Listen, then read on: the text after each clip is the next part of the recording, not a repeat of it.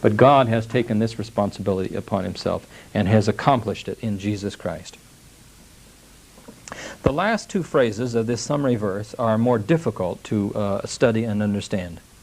The first one says, to seal both vision and prophet, and the next phrase says, and to anoint a most holy place or a holy of holies. Let's take the second one first, to anoint a most holy place, or literally in the Hebrew, a holy of holies. Kodesh, Kodeshim are the Hebrew words, holy of holies. What does this mean?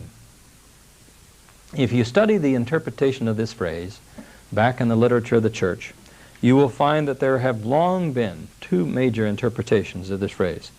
One view has seen it as the anointing of the Messiah, and you can find that all the way back into the early church fathers. The other view has been that it refers to the anointing of a sanctuary. Now, which one is correct? If you study the phrase, Holy of Holies, in the Old Testament, and see what it is connected with, it is always a sanctuary word. It may apply to the most holy place, the interior of the sanctuary. It may apply to the holy place, the outer apartment of the sanctuary. It may apply to the sanctuary as a whole, the whole thing, or it may be applied sometimes, attached to, objects that were used in the sanctuary. So it is a sanctuary word. There's only one possible exception in Chronicles, which is connected with Aaron, and my understanding, even in that passage, it refers not to Aaron as the Holy of Holies, but rather to the sanctuary in which Aaron ministered. So my understanding of all the occurrences of this phrase in the Old Testament is it is always connected with a sanctuary. It's a sanctuary word. It is not talking about a person, but it's talking about a place, the sanctuary.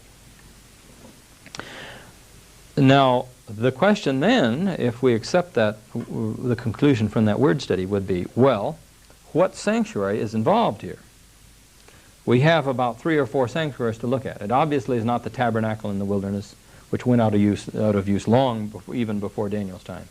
It obviously is not the second temple, or the first temple, Solomon's temple, because that was destroyed in Daniel's own time, and that is not in view here. There is a second temple, sometimes called Herod's temple, but even that is not in view here, I would suggest to you, because if you look down in verse 26, you will read about the people of the prince who are to come shall destroy the city and the sanctuary. So a sanctuary is going to be destroyed, and yet there will be another sanctuary anointed. What sanctuary do we have left then? By process of elimination, there's only one other sanctuary. That's the heavenly sanctuary. So my understanding of this phrase would be, it does refer to a sanctuary. By a process of elimination of all the available biblical sanctuaries, the sanctuary in view must, by process of elimination, be the heavenly sanctuary. So this is the referring to the anointing of a heavenly sanctuary. Now, what anointing of the heavenly sanctuary is that?